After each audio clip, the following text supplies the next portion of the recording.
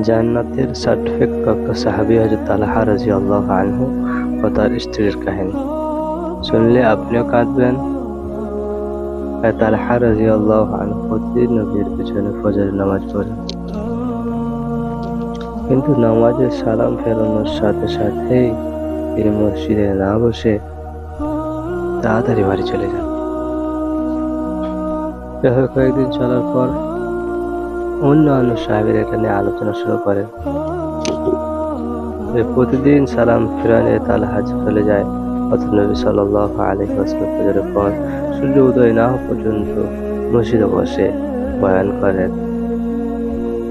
অন্যান্য সব সাহাবীরা রাসূলের কাছে বসে থাকে। এক পর্যায়ে কথা নবীজির কানে পৌঁছালো। নবী সাল্লাল্লাহু আলাইহি ওয়াসাল্লাম সাহাবীদের বললেন, আগামীকাল ফজরের নামাজ শেষে তালহা যেন আমার সাথে দেখা করে। পরের দিন নামাজে আসলে তালহাকে এ কথা জানিয়ে দেওয়া হলো। ফজরের নামাজ শেষ, তালহা বসে আছে নবীর সাথে দেখা করার জন্য। এ পর্যায়ে নবী তালহাকে ডাকলেন। নবী অতি মলয়ন কণ্ঠে তালহাকে বললেন, যে তালহা, আমি কি তোমাকে কষ্ট দিয়েছি?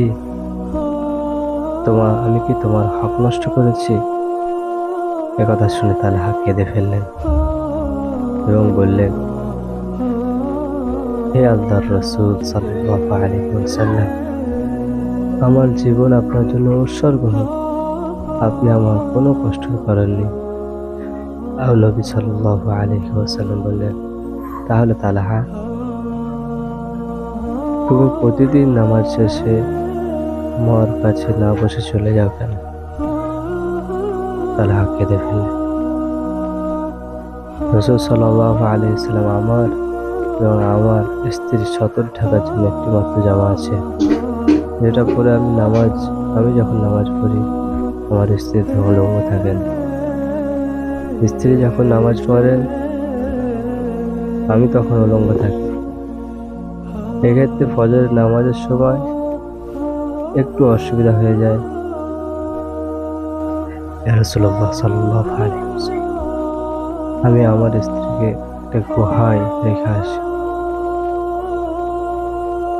এমন অবস্থায় আমি যদি নামাজ শেষে এখানে বসে থাকি তাহলে তো আমার স্ত্রীর নামাজটা কাজা হয়ে যায়। ইয়া রাসূলুল্লাহ সাল্লাল্লাহু আলাইহি ওয়াসাল্লাম, এই জন্য আমি নামাজ শেষে দৌড়ে চলে যাই। তালহার কথা শুনে আল্লাহর রাসূল সাল্লাল্লাহু আলাইহি ওয়াসাল্লাম দৌড় করে কেঁদে ফেললেন।